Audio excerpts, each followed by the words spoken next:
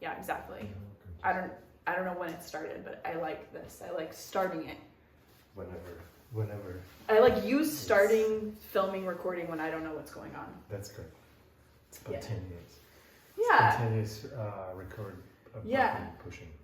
Like when I was getting my COVID shot and she was like counting, she was like 1, 2, and then she freaking stuck it in me before she got to 3. So it was like my brain was somewhere, and then I was like, ow, I hate you. But then I was like, well, maybe thanks, because I didn't know what was going on. So. Yeah. Okay, what do we have today? We have March 29th, and our lesson for today is, why do you need to impress these people again? Very cool. You're excited? Yes, that hits home. Okay. You want to say something before we read the quote? Okay. Okay, we got Epictetus. If you should ever turn your will to things outside your control in order to impress someone, be sure that you have wrecked your whole purpose in life.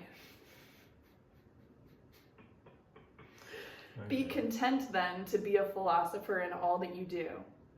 And if you wish also to be seen as one, show yourself first that you are, and you will succeed.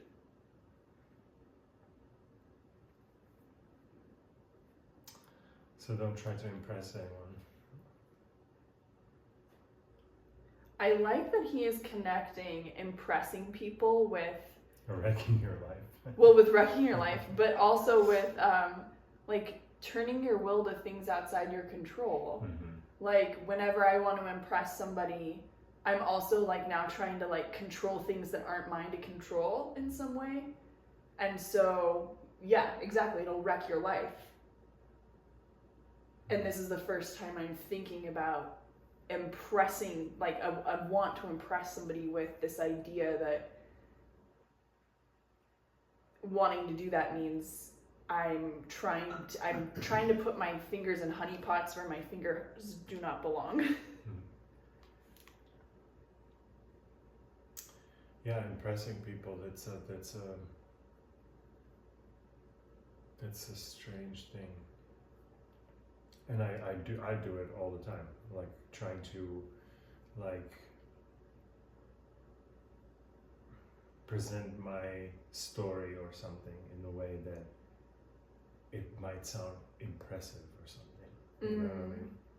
So then I'm trying to impress these people, so they are impressed. Oh wow, that's impressive. Yeah. Right, and so like you not better yourself, not like you're lying, but you're just kind of like, well, you know, the way we talk about ourselves to others when we try to get something from them, we try to be, you know, so like a job interview.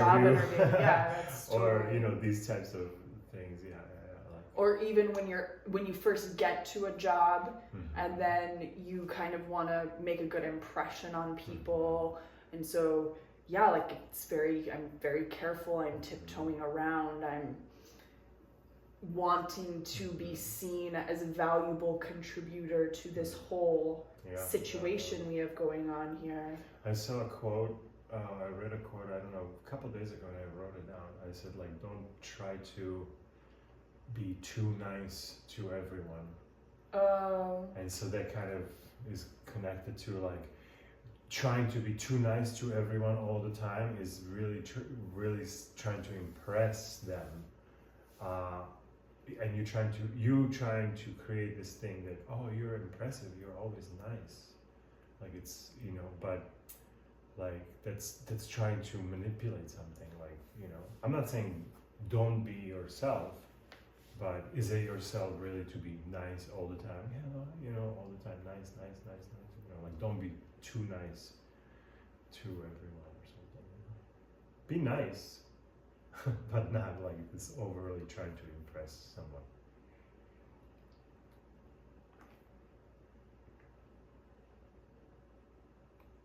The second part of this quote is really interesting as well. I need to be careful to not put the book in front of the microphone. Yes. And if you have problems hearing us, let us know, because we have our mic situation. We set it up in a particular way, but we're trying to figure out how to make it better. So you're covering it now. Thank you. Okay, I gotta like kind of turn more towards you. Yeah. Okay, because then the second part of his quote is like, be content then to be a philosopher in all that you do, and if you wish also to be seen as one. And there I think he's getting at like, hey, you want to like impress people in the sense of like, you want to fit in well into this whole thing, like you want respect, and you do want to contribute things. But so then he's like, well, if you want that, like if you want people to be impressed by you, you can't go about getting it from thinking to yourself, I want to impress this person. Mm-hmm. The way to go about actually impressing people is to show yourself first that you are, and you will succeed. Mm-hmm. So it's like, impress yourself first. Mm-hmm. Like if you want someone to see you as a philosopher, it's not going to happen because I want to impress these people. Let me throw out my jargon and, throw out everything that I know or something about this thing in order to be seen as a philosopher. But if I do want to be seen as a philosopher, the way to get there is to apply it in my own life, like really take it into myself, convince myself that I am a philosopher. And that will then spread to those around me. And that is the thing that actually other people are impressed by. Like, wow, this person is like walking the walk. Mm-hmm.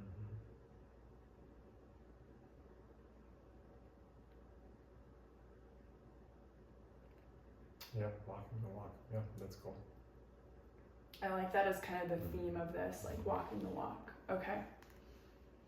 Are you ready for Ryan? Yes, let's see. Okay, here's what Ryan has to say. Is there anything sadder than the immense lengths we'll go to impress someone? The things we'll do to earn someone's approval can seem, when examined in retrospect, like the result of some temporary form of insanity. Suddenly we're wearing uncomfortable, ridiculous clothes we've been told are cool, eating differently, talking differently, eagerly waiting for a call or a text. If we did these things because we liked it, that would be one thing, but that's not what it is. It's just a means to an end, to get someone to give us the nod. The irony, as Marcus Aurelius points out repeatedly, is that the people whose opinion we covet are not all that great. They're flawed. They're distracted and wowed by all sorts of silly things themselves. We know this, and yet we don't want to think about it. To quote Fight Club again, why buy things we don't need to impress people we don't like? Doesn't that sound pretty ridiculous? But more than that, isn't it about as far as possible as you can get from the serenity and security that philosophy can provide?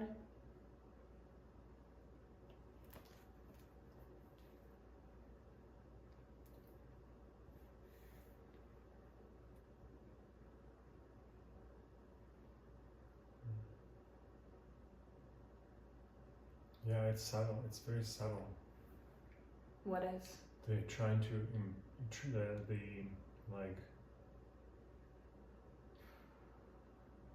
like when we might be impressing someone and trying to impress someone, and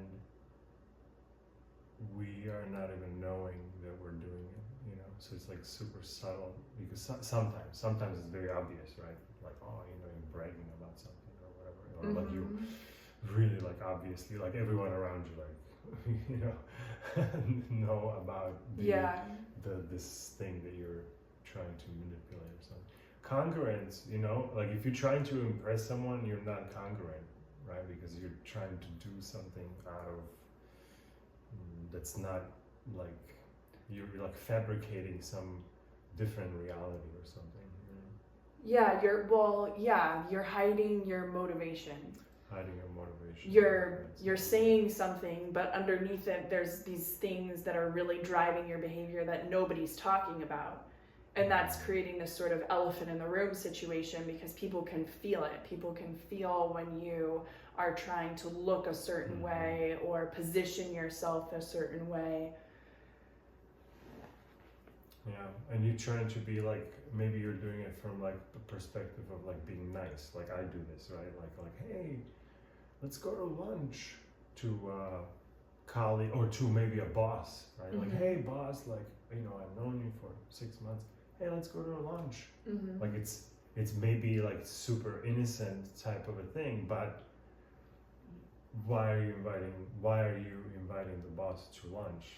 Like there's that subtlety of like the reason, like is it really just like your friends and like do you believe that being friends with your boss then elevates you somewhere to be promoted quicker, or is it again from this self wanting something for yourself? And it's not about friendship between you and some other person, but it's more about like the strategy of you using the lunch invite or hanging out with them to kind of keep status and just kind of be in that hierarchy or something, you know, be relevant. And that's you're trying to kind of impress. Like that's where I'm talking about. Like it's super subtle. Yeah, I can see that scenario being either you are trying to impress or you're not trying to impress. And because every scenario is probably, there's like that kind of gray area, and we are the only ones who will be able to know for certain if it's happening within ourselves, because that's where the experience is.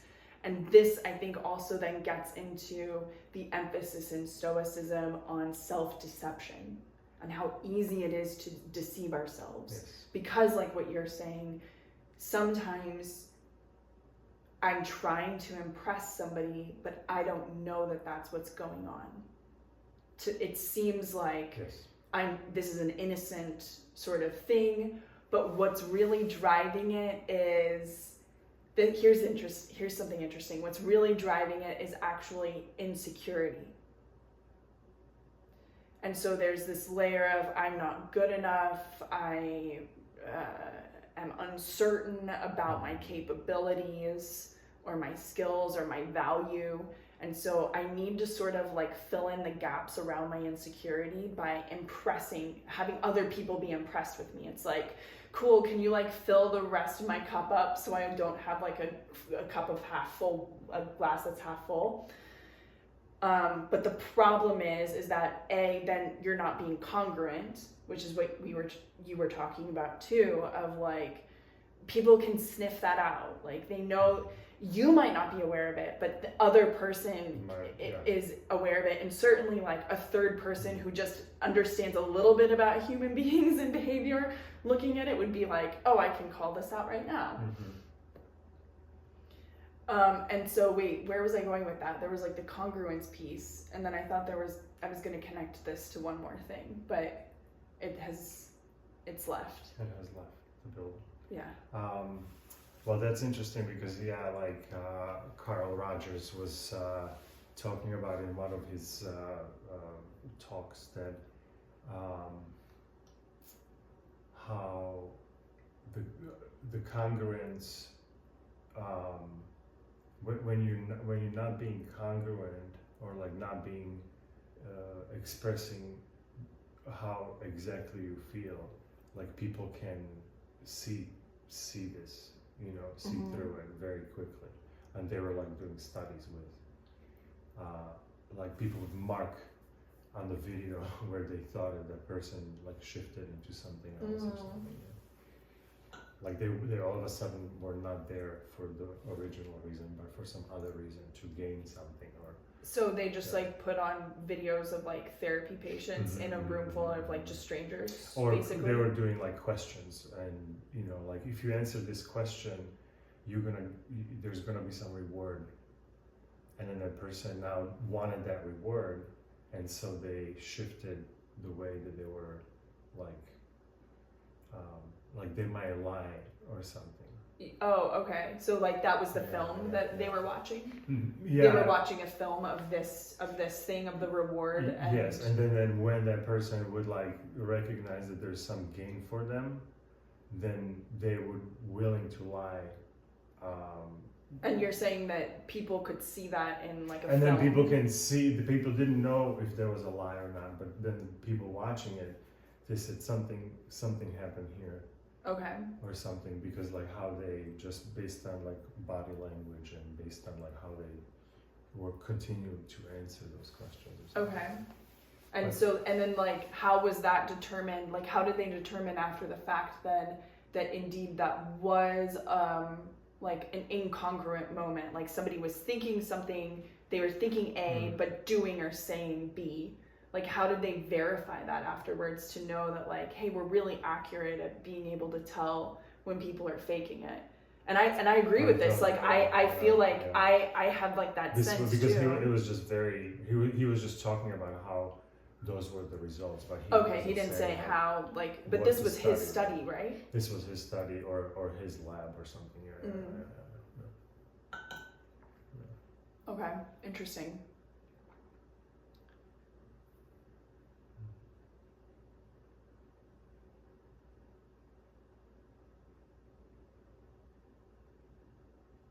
Any action items from this? Or like how to... This one is having me feel just a little bit more contemplative than anything else, because of this idea that it is difficult to know when you are trying to impress someone. And yeah, it's like, it's difficult to know what truly is motivating my behavior. Like truly, like I can come up with a story of what's motivating my behavior, but sometimes again, that story is like kind of created based on how I want to seem to another person or even to myself. Like I want to see myself in a certain way. Sometimes I want to impress myself. I am this kind of person. And so like there may be elements in my interpretation of my motivation that are flawed. And so this is making me more so just kind of want to sit and have some time with this whole idea that it's so difficult to know when you're deceiving yourself. And like that's my responsibility to figure out, because I'm the only one who has access to what's going on. Yeah, you can, if someone calls it out, you don't see it, you're not in it, and then someone's reaction might be like, they get like aggravated because they're like, dude, that's not even what's going on. But like for the other person is essentially trying to point out something that the person who's doing it is not aware of it. So now, what kind of result are you going to have from pointing that out? Usually a fight, because Yeah. if someone else is pointing it out, it's like, I'm not ready to see that yet. Yeah. And then on top of it, when they're pointing it out, it seems like even though they're doing it from a place of caring about me and loving me, it actually seems like the opposite of that.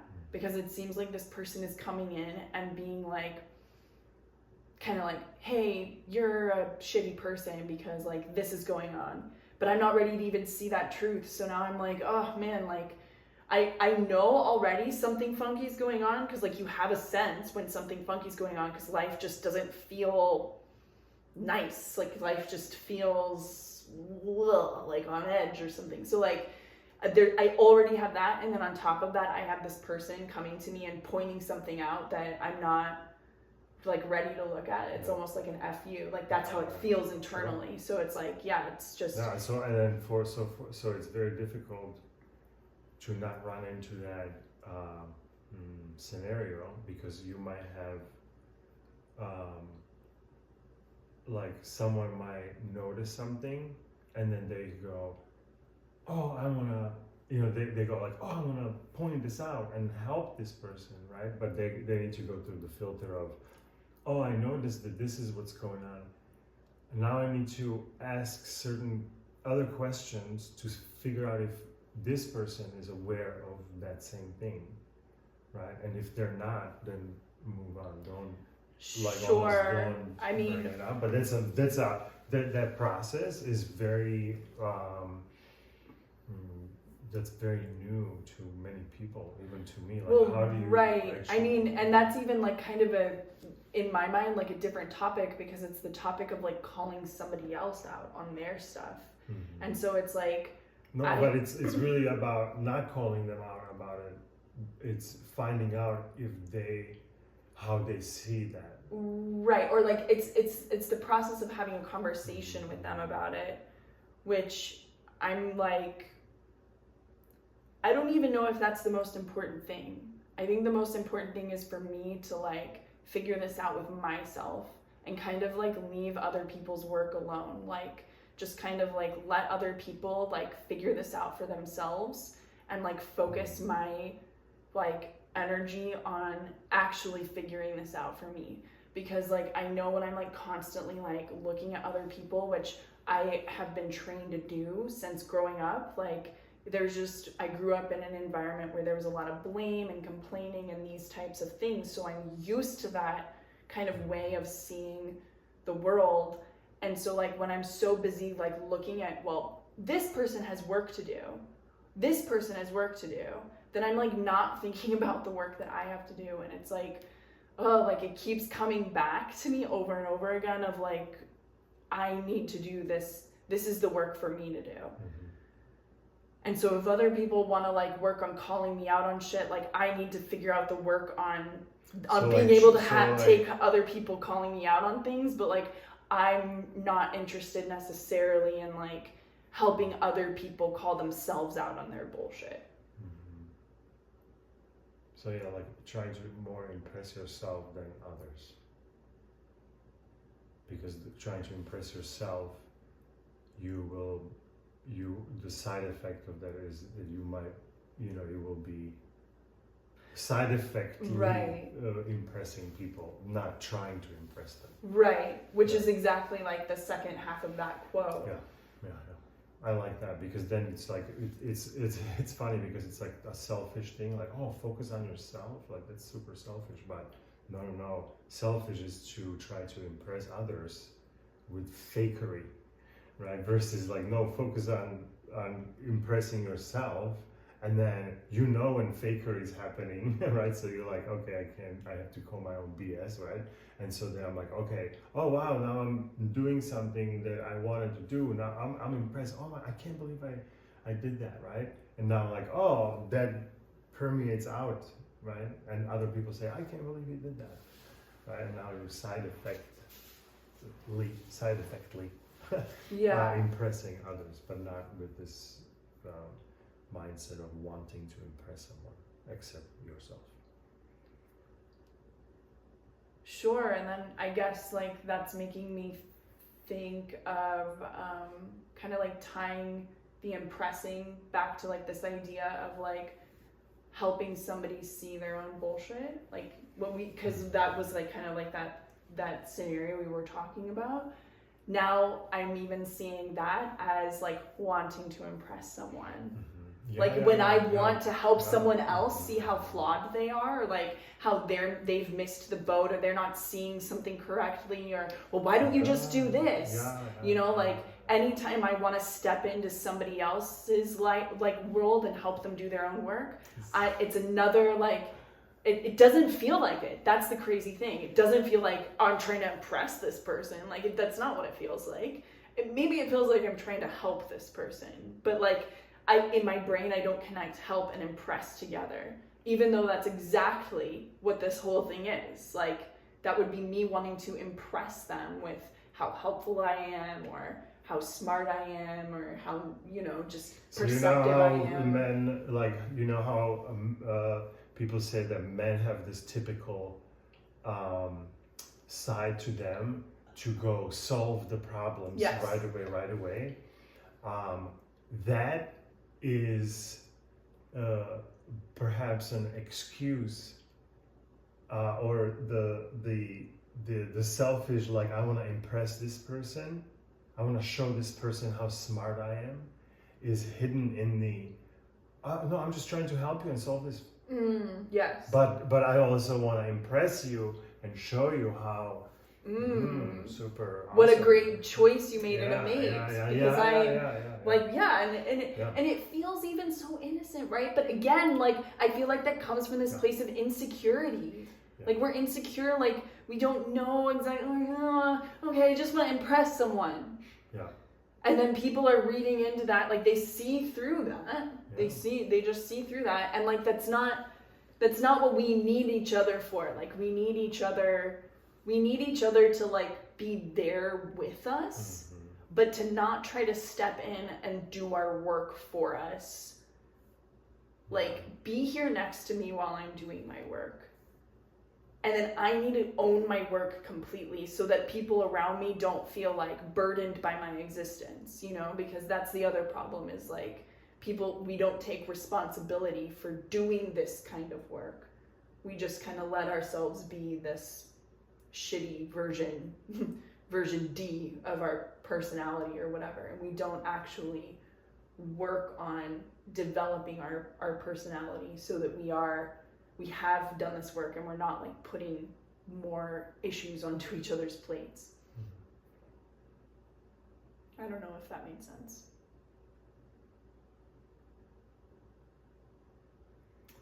It made me think of like where is this coming from? And it's like, man, this comes from like totally like trying to impress parents when you're a kid. Of like, look, mom, look what I can do. You know, like there's this like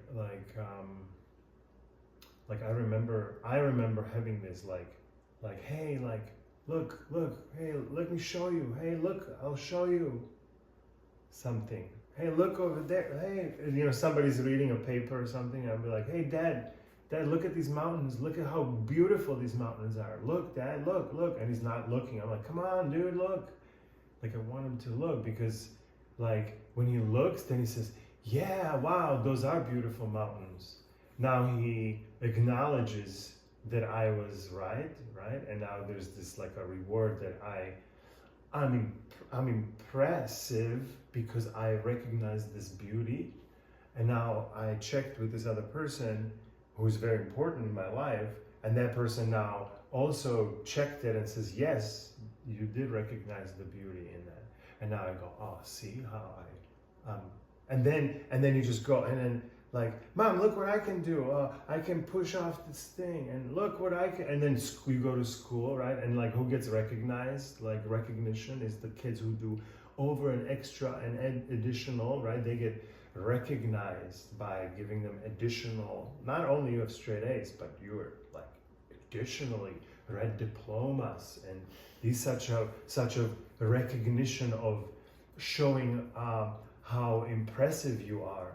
Like, it's being recognized by the system, and then so it's baked into us, into like continuously trying to impress someone in our lives, and now it transitions into bosses, transitions into spouses, into relationships, right? And like now it's the guy like, hey honey, I'll fix this, I got you, you know, like it's all in there, right? So it's again like trying to throw it out. That's not something that, because it's so deeply in us, and perhaps it's a useful tool for something, right? But and maybe it's about like developing. Being aware of it. Yeah. I think maybe it's about like developing a radar for it. Yeah, where you can detect it in yourself, because you know that it's always this component of things. And and the fact that it is so tricky to identify it, because at first glance, like I read this and I was like, well, I don't think I'm really I'm not like trying to impress people. Like, I brush my hair before a Zoom call, but like that's it, man.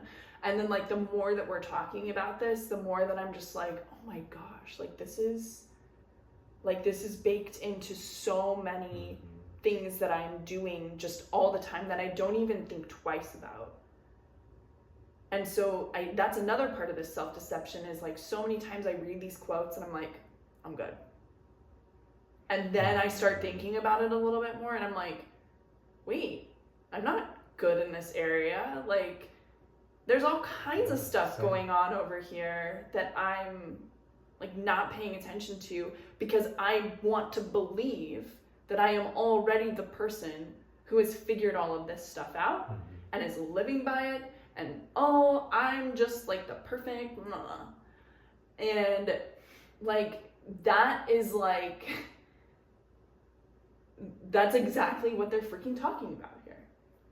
Yeah, like trying to live by it, but yeah, I mean yeah, and it starts this way. It doesn't start by living by it tomorrow.